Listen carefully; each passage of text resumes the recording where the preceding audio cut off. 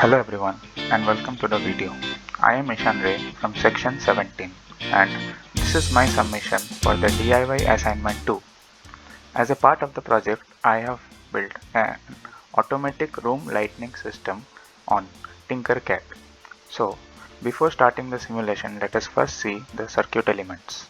The system consists of Arduino Uno R3, the relay which helps in sending signals to the circuit.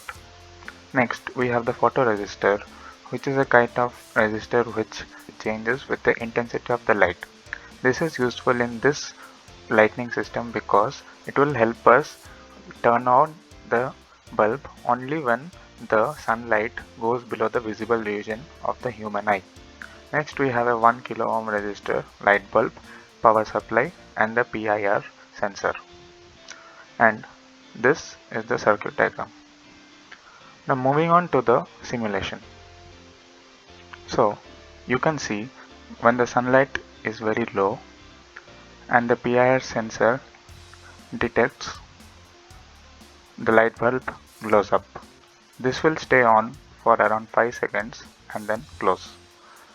Next, we can remove this from the visible region, and after that, if we increase the sunlight up to a certain extent, we can see that even then when the PIR sensor detects something, the light bulb does not glow.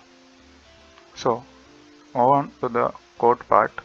We can see that this is how the thing can be done. The photoresistor is connected to the analog signal A0 and the output digital pins are connected to the 2 and the 8, which goes to the relay and then the power supply. In the code we can set a limit for the sunlight intensity, and further on we can also write the further code for when the bulb will light on and for how many seconds it will stay on. To check if the code is running or not, we can select the block plus text and then we can select it and take it to the Arduino IDE.